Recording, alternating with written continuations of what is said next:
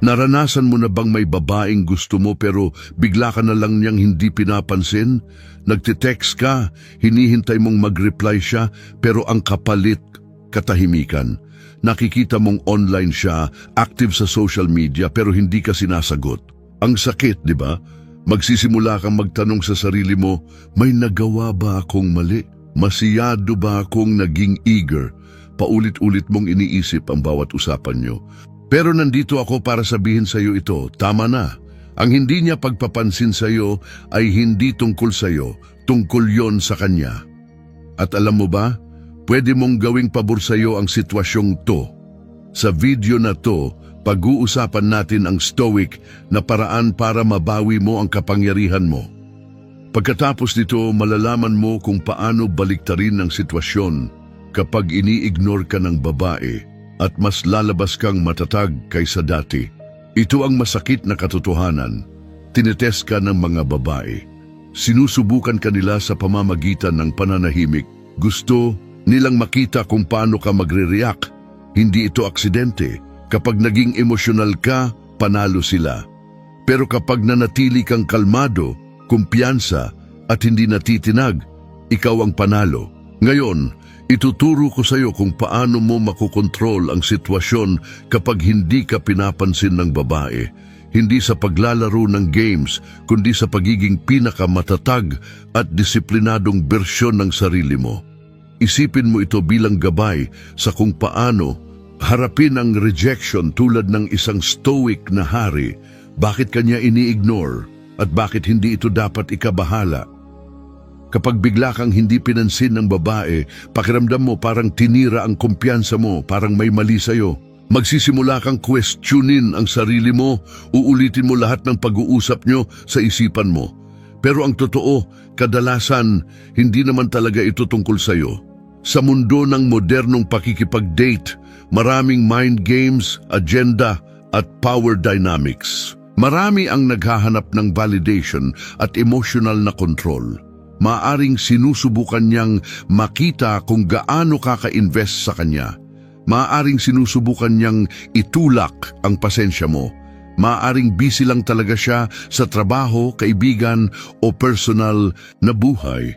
O baka hindi lang talaga siya kasing interesado gaya ng akala mo. Pero kahit ano pa dyan, ang totoo, wala sa mga dahilan na yan ang tunay na mahalaga. Ang mahalaga ay kung paano mo pinipiling tumugon sa katahimikan niya. Kapag palagi mong chine-check ang phone mo, hinihintay ang reply niya, iniisip kung bakit hindi siya sumasagot, binibigay mo sa kanya ang buong kapangyarihan. Siya ang nagkokontrol ng emosyon mo, ng araw mo, ng self-worth mo, at yan ang huling dapat mong hayaan mangyari. Dito pumapasok ang stoicism bilang sikreto mong sandata. Tinuturuan tayo ng Stoic philosophy ng mahalagang aral. Hindi natin kontrolado ang kilos ng iba pero kontrolado natin palagi kung paano tayo tutugon. Kapag hindi ka pinansin ng babae, huwag kang malunod sa overthinking. Huwag mong hayaang lamunin ka ng pagdududa sa sarili.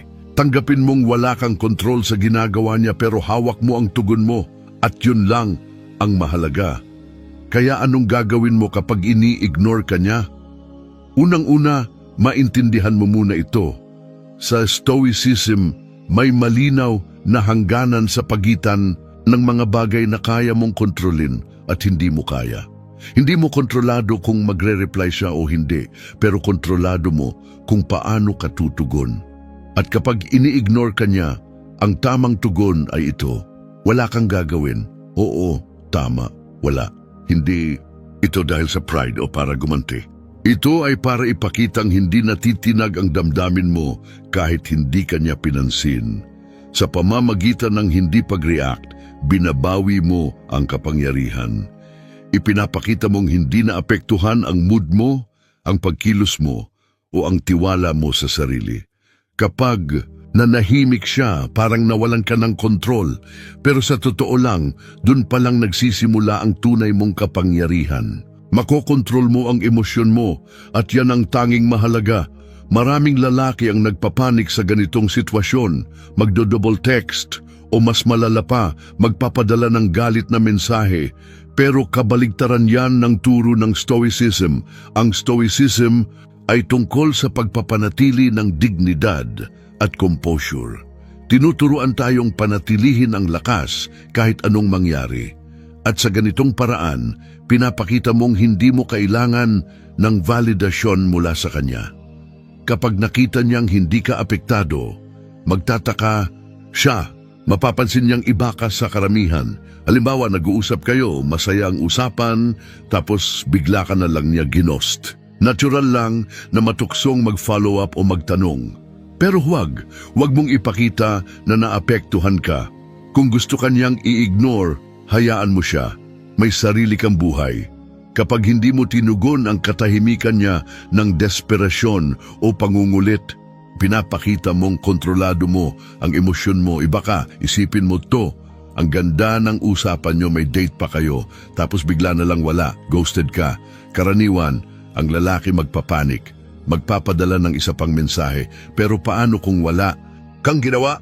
Paano kung nag-focus ka sa sarili mo, nag-workout ka, tinutukan mo ang mga goals mo at hinayaan mo lang siya? Hindi lang siya maiintriga, kundi mas lalo kang bibilib sa sarili mo. Sa hindi paggawa ng kahit ano, binabawi mo ang lahat ng kapangyarihan. At kung hindi siya magparamdam ulit, ayos lang, nakabangon ka na at mas gumanda pa ang sarili mo sa proseso. Unang hakbang, ibalik ang atensyon sa sarili mo. Ito ang una mong konkretong hakbang at isa sa pinakamahalagang bagay na pwede mong gawin. Sa halip na puro siya ang iniisip mo at inistress ka sa pananahimik niya, ibaling mo ang buong atensyon at enerhiya mo pabalik sa sarili mo. Ang pag-i-ignore niya sa iyo ay hindi dahilan para malugmok ka. Ito ay isang oportunidad, isang gintong pagkakataon para ayusin at iangat ang sarili mong buhay sa mas makabuluhang paraan. Ito ang tamang panahon para mag-invest sa sarili mo, palakasin ang isipan mo, katawan mo at ang mga personal mong layunin.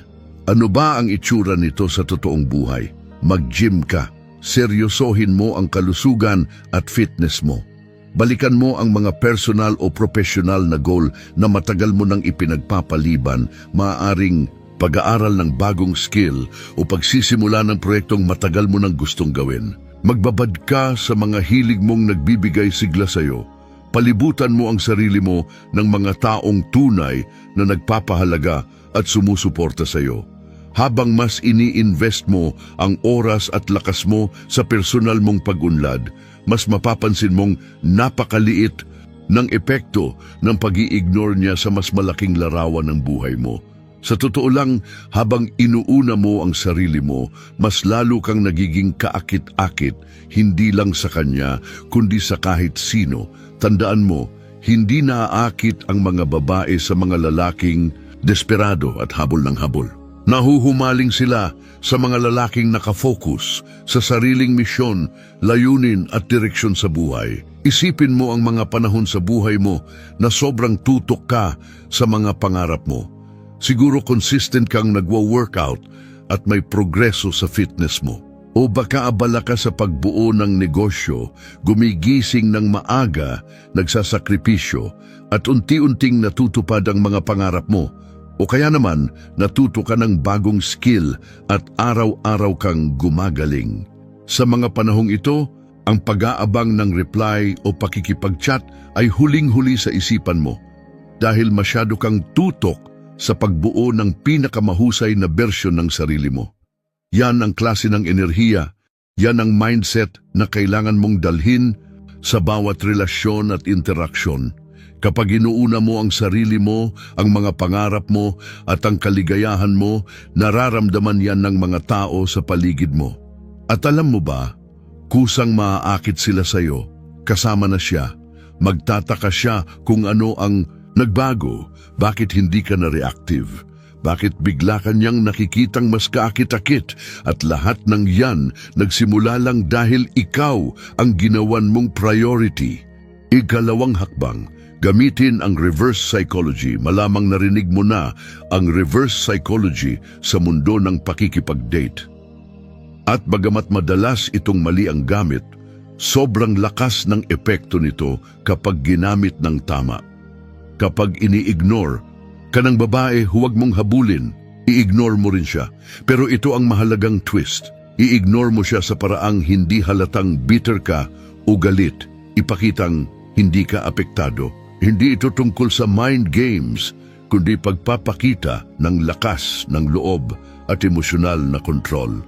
Sa sandaling tumigil ka sa paghahanap ng validation mula sa kanya, sa sandaling makita niyang walang epekto sa iyo ang pananahimik niya, magsisimula siyang magtaka. Ito ang susi. Kapag hindi mo na siya binibigyan ng atensyon na inaasahan niyang makukuha mula sa iyo, nababago mo ang buong dinamika.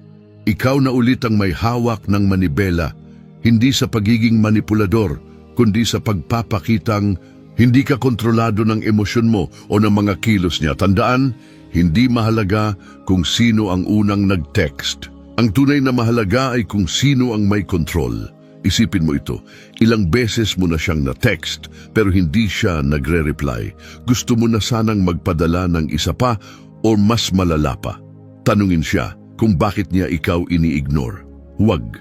Sa halip na mag-double text o maging emosyonal, wala kang gagawin. Bitawan mo, magpatuloy ka sa buhay mo na hindi siya iniisip o binibigyan pa ng kahit katiting na enerhiya. Mag-post ka ng mga litrato mo habang kasama ang mga kaibigan mo, habang nasa gym o abala sa pagtupad sa mga personal mong layunin.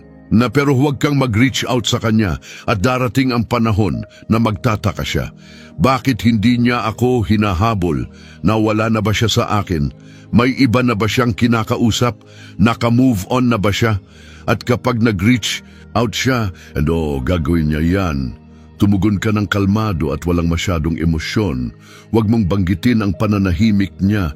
Huwag mong itanong kung bakit kanya ini-ignore. Umasta ka na parang walang nangyari.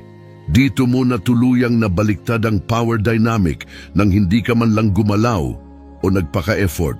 Hindi ka pumatol sa pain niya at dahil doon nakita niya sa iyo ang kumpiyansa, lakas at higit sa lahat ang kontrol sa sarili mong emosyon. Yan ang tunay na kapangyarihan ng reverse psychology, ikatlong hakbang. Manatiling kalma at hindi apektado isa sa pinakamalaking pagkakamali ng mga lalaki kapag ini-ignore sila ng babae ay ang mawalan ng composure. Nagsisimula silang kabahan, mainis o magalit pa nga. At sasabihin ko sa iyo, ito mismo ang bagay na dapat mong iwasan. Kapag nawalan ka ng kontrol sa sarili mo, ibinibigay mo sa kanya ang lahat ng kapangyarihan. Nararamdaman ng babae ang emosyonal mong kawalang stabilidad at kapag naramdaman niya ito, hawak ka na niya. Ang tamang tugon ayon sa pananaw ng isang stoic ay malinaw. Manatiling kalmado, kontrolado at hindi matinag. Ano man ang ginagawa niya, dapat ang mindset mo ay parang isang taong matatag, nakasentro at hindi kayang maapektuhan ng kahit anong panlabas na kilos. Hindi ito tungkol sa pagpapanggap na hindi mo siya iniintindi. Ito ay tungkol sa totoo at taos pusong hindi pagpapahintulot na diktahan ng mga aksyon niya ang emosyonal mong estado. Kapag na-master mo ang ganitong level ng emosyonal na kontrol, mapapansin mong hindi ka lang mas magiging magaan ang pakiramdam, mas magiging kaakit-akit. Kapa. Likas na naaakit ang mga tao, lalo na ang mga babae, sa mga taong may tahimik na kumpiyansa sa sarili, yung hindi basta-basta natitinag sa maliliit na problema o pag-uugali ng iba. Sa katagalan, ang pagiging kalmado ay nagpapahiwatig ng kapangyarihan at ang kapangyarihang iyon ay hindi mapigilan. Kaya sa susunod na i-ignore ka niya, pigilan mong mag-react ng emosyonal o padalos-dalos. Sa halip, huminga ng malalim, umatras sandali at ipaalala sa sarili mo ito, ang mga aksyon niya ay hindi basehan ng halaga mo bilang tao. Ikaw ang may kontrol sa nararamdaman mo, hindi siya.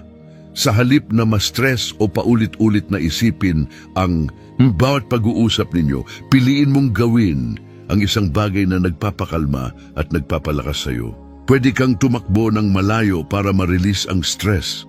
Makinig ng musikang nagpapalakas ng loob mo o magbabad sa proyektong matagal mo nang gustong pagtuunan ng pansin. Ang nangyayari dito ay simpleng pero makapangyarihang bagay. Kinukuha mong muli ang kontrol sa pamamagitan ng pagbawi ng atensyon mo mula sa kanya at ibinabalik mo ito sa sarili mo. Sa ganitong paraan, napapanatili mo ang iyong emosyonal na lakas. Ipinapakita mong hindi ka nakadepende sa mga tugon niya. At higit pa riyan, pinapatunayan mo sa sarili mo na ikaw ang may hawak ng direksyon ng emosyonal mong karanasan.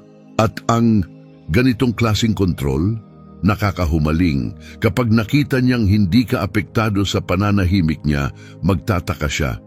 Bakit wala siyang reaksyon? Bakit hindi ko siya naapektuhan gaya ng inaasahan ko? Doon magsisimulang magbago ang lahat. Doon magsisimula ang tunay na power shift. Ika-4, kumalas sa inaasahang kinalabasan nito, ang pinakapinunggalaw ng isang tunay na stoic, kumalas sa resulta. Kung mag-reply man siya o hindi, kung gusto ka man niya o hindi, nananatiling buo ang iyong kapayapaan. Ito ang tunay na kapangyarihan. Kapag tumigil ka sa pag-aalala tungkol sa magiging resulta, pinalalaya mo ang sarili mo mula sa emosyonal na roller coaster ng pakikipag-date. Ang detachment ay hindi nangangahulugang wala kang pakialam sa kanya. Ang ibig sabihin nito ay mas pinahahalagahan mo ang sarili mong kapakanan kaysa sa kung bibigyan ka ba niya ng atensyon o hindi. Napakahalaga ng mindset shift na ito kung gusto mong bawiin ang kontrol sa anumang relasyon. Kapag natutunan mong kumalas, hindi mo na inilalagay ang kaligayahan at halaga mo sa kamay ng ibang tao. Binabawi mo ang pagmamay-ari ng iyong emosyon at ng iyong buhay. Ang totoo, kapag tunay kang nakahiwalay sa inaasahang resulta, hindi mo na iniisip kung ano ang nasa isip niya, kung anong ginagawa niya, o kung bakit hindi siya nagre-reply. Nagiging kalmado ka, buo at kontrolado ang sarili. Ang mga babae at kahit sinong tao ay naaakit sa mga hindi desperado para sa atensyon o pag-apruba. Ang pagkakalas mula sa resulta ay nagpapakita ng respeto sa sarili na kaya mong iwanan ang anumang sitwasyong hindi nakabubuti para sa iyo. Tumitigil ka sa pagiging needy o balisa at sa prosesong ito nagiging mas karespe-respeto ka, mas pinapansin ka pa nga. Isipin mo ang isang sitwasyon kung saan sobrang hawak mo ang inaasahang kinalabasan, isang job interview, isang date o isang simpleng text. Habang mas iniisip mo ang magiging resulta, mas nagiging balisa ka. Umiikot ang utak mo, paulit-ulit na iniisip ang worst-case scenario. Ngayon, isipin mong pakawalan ang lahat ng ingay na yon. Ilarawan mong maigi ang sarili, mong okay lang kahit ano pa ang mangyari. Na anuman ang resulta, alam mong kakayanin mo. Ito ang essence ng stoic detachment. Ang mindset na anuman ang mangyari, yun ang nararapat at ang kapayapaan mo ay hindi nakaangkla sa opinyon o aksyon ng iba. Kapag kaya mong tuluyang kumalas sa pangangailangang sumagot siya o hindi, pinalalaya mo ang sarili mo. Hindi mo na kailangan pang humabol, maghabol ng atensyon o hanapin ang validation mula sa kanya. At kapag malaya ka, doon ka nagiging lubos na kaakit-akit. Ang kalayaang ito mula sa inaasahang resulta ay sumisigaw ng kumpiyansa. At ang kumpiyansa, yun ang tunay na nakakaakit. Ipinapakita mong ang kasiyahan mo ay hindi nakabase sa panlabas na papuri, kundi sa panloob na katatagan at kontrol. Ito ang buod. Kapag ini-ignore ka ng isang babae, karamihan sa mga lalaki ay natataranta. Hinahabol nila, iniisip ng paulit-ulit ang nangyari, nawawalan ng kontrol, pero hindi ikaw, hindi na ikaw. Ngayong alam mo na ang mga tamang hakbang, mindset at kaalaman, kaya mo nang baliktarin ang sitwasyon kapag ini-ignore ka niya. Ito na ang pagkakataon mong ipakita na ikaw ay iba, na ikaw ay matatag, hindi ka nagre-react, ikaw ang may kontrol. Kalmado ka, kumpiyansado, hawak mo ang emosyon mo, at dahil doon, hindi ka lang mas nagiging kaakit-akit, nagiging mas makapangyarihan. Ka sa lahat ng aspeto ng buhay mo, isipin mong mabuti. Ilang lalaki ba ang kilala mong kontrolado ng emosyon nila? Ilan sa kanila ang nawawala sa sarili kapag ini-ignore ng babae? Hindi ikaw ang lalaking yon. Ikaw ang lalaking tahimik pero buo. Ikaw ang lalaking nakatutok sa sarili. Ikaw ang lalaking hindi umaasa sa validation, kundi buo ang pagkatao kahit mag-isa. Hindi lang ito tungkol sa babae, ito ay tungkol sa pagmamaster ng sarili mong buhay. Kapag na-master mo ang emosyon mo, hindi ka naalipin ng opinyon o desisyon ng iba, malaya ka. At ang kalayaang yon, nakakahumaling. Nakikita yon ng mga babae, nirerespeto yon ng mga tao. Pero ang pinakamahalaga, ramdam mo yon sa sarili mo. Mula sa araw na ito, hindi mo lang lalaruin ang laro ng pakikipag-date. Imamaster mo ito, ikaw ang may hawak ng manibela. Lagi. At kung tumama sa iyo ang mensaheng ito, oras na para kumilos. Huwag mo lang hayaan na matapos ang video na ito nang walang ginagawa. Gumalaw ka. Simulan mo ngayon. Simulan mo ngayong araw dahil hindi lang ito tungkol sa pakikipag-date. Ito ay tungkol sa pagiging lalaking itinadhana mong maging isang lalaking hindi nagre-react, kundi kumikilos.